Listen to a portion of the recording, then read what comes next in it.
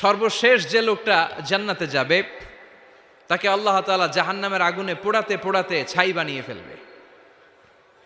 আল্লাহ বলবেন, জিব্রাইল যাও একটু দেখো, একটা মাত্র সেজদা দিয়েছে আমাকে, এরকম কাউরে পাওয়া যায় কিনা। বাটি চালান দিয়ে দেখো পাওয়া যায় কিনা। খুঁজে খুঁজে কাউরে পাবে না। আল্লাহ বললেন আবার দেখো, খুঁজে খুঁজে একজনকে পাবে, সামান্য ইমানের ছিটে ফোঁটা তার অন্তরে ছিল। আল্লাহ বলবেন যেহেতু ছিটে ফোঁটা আছে, অনেক মায়ের খাইছে, ওকে বের করে জাহান্নাম থেকে বের করে একটা নির্ধারিত দূরত্বে রেখে দাও। রেখে দেয়া হবে, কিন্তু জাহান্নামের আগুনের লেলিহান শিখাতে তার গা ঝলসে যাবে। সে আল্লাহর ডেকে বলবে, মাবুদ তোমার কাছে আমি কিছু চাই না, জাহান্নাম থেকে তুমি আমাকে বের করেছো, জীবন নদীর পানি তুমি আমার গায়ের মধ্যে ঢেলে দিয়েছো, আমি আবার সজীবতা ফিরে পেয়েছি। আমি তোমার কাছে জান্নাত চাই না, শুধু নিরাপদ একটা দূরত্বে আমাকে রেখে আসো, যাতে জাহান্নামের আগুন আমারে কষ্ট দিতে না পারে। আল্লাহ আমি কিন্তু তোমার কাছে জান্নাত চাই না। কি চাই না? জান্নাত চাই না, কিন্তু জাহান্নামের আগুন আমারে কষ্ট দিচ্ছে, এতটা দূরত্বে রাখো যাতে জাহান্নামের আগুন আমার গায়ে না লাগে। আল্লাহ বললেন ওকে রাখবো, কিন্তু আমার সাথে একটা কন্ট্রাক্টে যেতে হবে, যে এটা তোমাকে দিলে তুমি আর নতুন করে কিছু চাবা না। সে বলবে আমি রাজি, কন্ট্রাক্ট হয়ে যাবে। আল্লাহ জিব্রাইলরে বলবেন যাও এমন দূরত্বে রাখো যাতে জাহান্নামের আগুন ওরে কষ্ট না দেয়। রেখে আসা হবে, অনেক দিন সে ওখানে আনন্দে থাকবে, আল্লাহ শুকরিয়া করবে। সে মনে মনে বলবে বেঁচে গিয়েছি, আমি বেঁচে গিয়েছি, জীবনে আর কিছু চাই না, জাহান্নাম থেকে আমি বেঁচে গিয়েছি। অনেকদিন থাকার পরে মনে মনে ভাববে বাইসা তো গেছি, কিন্তু নতুন করে একটু ট্রাই করে দেখি, জাহান্নামের সৌন্দর্যের দৃশ্য একটু চোখ দিয়ে অবলোকন করা যায় কিনা। সে আল্লাহরে ডেকে বলবে, আল্লাহ ইনদি সুআল, আমার একটা ফরিয়াদ আছে। কি ফরিয়াদ? আল্লাহ আগেই বলে রাখি আমি কিন্তু জান্নাতে যেতে চাই না। আল্লাহ বলবেন কি চাও? সে বলবে আল্লাহ তোমার জান্নাতটা তুমি কত সুন্দর করে বানিয়েছো, আমি একটা নজর শুধু দেখতে চাই। জান্নাতের দরজার সামনে নিয়ে যদি আমারে বসিয়ে রাখো, দ্যাটস ইনাফ, আর কিছু চাই না, শুধু জান্নাতের দরজার সামনে। আল্লাহ বললেন তুই না ওয়াদা করেছিস, তুই না চুক্তি করেছিস। সে বলবে আল্লাহ আমারে হতভাগা বানাইয়া তোমার কি লাভ? সুবহানাল্লাহ পড়েন। আমারে তুমি হতভাগা বানিও না। আল্লাহ বলে ঠিক আছে, আবার সিগনেচার কর যে জান্নাতের দরজার সামনে বসিয়ে দিলে আর কিছু চাবি না। সে সিগনেচার করে বলে আমি চাবো না। আল্লাহ বললেন জিব্রাইল বেচারারে ধরে জান্নাতের গেটের সামনে বসায় দে। এবার জান্নাতের গেটের সামনে বসে বসে জান্নাতের সৌন্দর্য দেখা শুরু করবে। সুবহানাল্লাহ। এমন সৌন্দর্য যেটা চোখ দিয়ে কেউ দেখে নাই, কান দিয়ে শোনে নাই। ওই সৌন্দর্য চোখে দেখে, কান দিয়ে আওয়াজ শোনে, মাগার ভোগ করতে পারে না। অন্তরে জ্বালা আছে না নাই? এয়ার কন্ডিশনের রুমে ঢুকতে না পারলেও, এয়ার কন্ডিশনের রুমের দরজার বাইরে দাঁড়ালো, এয়ার কন্ডিশনের রুমের একটা ঠান্ডা বাতাস গায়ে লাগে না? কথা বলেন তো। ও যখন জান্নাতের দরজার সামনে দাঁড়াবে, ওর গায়েও এরকম জান্নাতের ঠান্ডা বাতাসের হিমেল ছোঁয়া গাটাকে শীতল করে দিবে।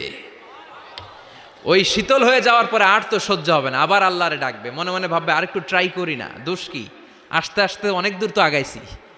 সুবহানাল্লাহ কইবেন না? এবার আল্লাহরে বলবে আল্লাহ ইনদি সুআল, আল্লাহ তুমি যদি কোনো বিষয়ে নতুন করে ডিসিশন নাও, তোমারে জিজ্ঞেস করার মতো কি কেউ আছে?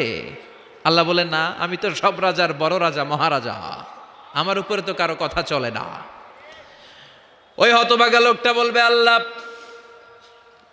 এত সুন্দর জান্নাত তুমি বানালা, চোখ দিয়ে সৌন্দর্য দেখি, কান দিয়ে আওয়াজগুলো শুনি, হুর আর গেলমান হেঁটে বেড়ায়, এত সুন্দর জান্নাত চোখ দিয়ে দেখি, ঢুকতে পারি না, আমারে কষ্ট দিয়ে তোমার কি লাভ?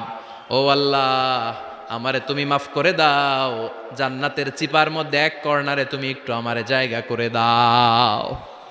আল্লাহ বলবেন ওয়াই হাক ইয়াবনা আদম, তোর ধ্বংস হোক হে আদম জাত, মা আগদারাকা, তোর চেয়ে বড় গাদ্দার আমি আমার সৃষ্টিকুলে কাউরে দেখি নাই, কারণ তুই আমার সাথে চুক্তি করিস আর চুক্তি ভঙ্গ করিস।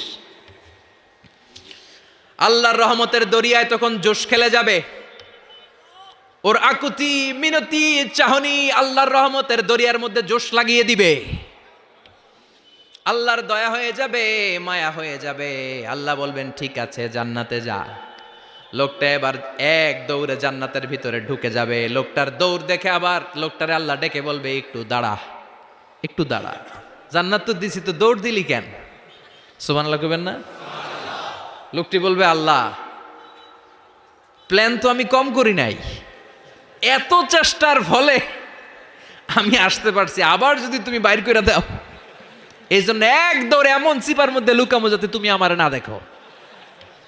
আবার আল্লাহর রহমতের দরিয়ায় জোশ খেলে যাবে, আল্লাহ কাছে ডাকবে, কাছে আয়, ও গোলাম তোর কি মনে চায় আমারে বল, আজকে তুই চাইতে থাক, আমি দিতে দিতে তোর মনের সব আশা পূরণ করে দেব। লোকটা খুশি হয়ে বলবে, আল্লাহ আমারে এটা দাও, বাড়ি দাও, গাড়ি দাও, নারী দাও, এটা দাও, ওটা দাও, একের পর এক চাইতে থাকবে, আল্লাহ সব তারে দিতে থাকবে। চাইতে চাইতে লোকটার সব চাওয়া যখন শেষ, সে বলবে, আল্লাহ আর আমার চাওয়ার কিছু নাই। আল্লাহ বলেন, নো, এত তাড়াতাড়ি যে তুমি খেলা শেষ করতে পারবা না মনু, আমার সাথে তোমার এই খেলা আরো লম্বা সময় চলতে হবে, তোমার অনেক কিছু চাইতে হবে। তুই আজকে চাইতে চাইতে তোর সব চাও আমার কাছে বলবি, আর আমি দিতে দিতে তোর জীবন ধন্য করে দেব।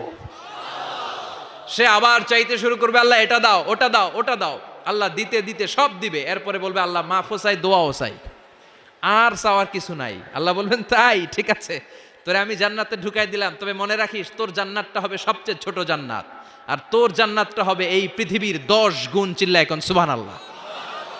বুখারীর বর্ণনা, আখিরু মান দাখালাল জান্নাহ, যে লোকটা সর্বশেষ অনেক মাইর খাইয়া রিমান্ডে থাকার পরে জান্নাতে ঢুকবে, তার জান্নাতটা যদি পৃথিবীর 10 গুণ হয়, তাহলে আমাদের সবাইরে ফেরদাউসে ঢুকাতে আল্লাহর কোনো সমস্যা আছে? চিল্লায় বলেন, সমস্যা আছে? এজন্য আমরা আল্লাহর কাছে কোন জান্নাত চাই? কথা বলেন। রব্বুল আলামিন বলেন, ওয়াসিকাল্লাযীনা ইত্তাকাও রাব্বাহুম ইলাল জান্নাতি যুমারা হাত্তা ইযা জাউহা ওয়া ফুতিহাত আবওয়াবুহা ওয়া ক্বালা লাহুম খাজানাতুহা সালামুন আলাইকুম তিবতুম ফাদখুলুহা খালিদিন। সুবহানাল্লাহ পড়েন।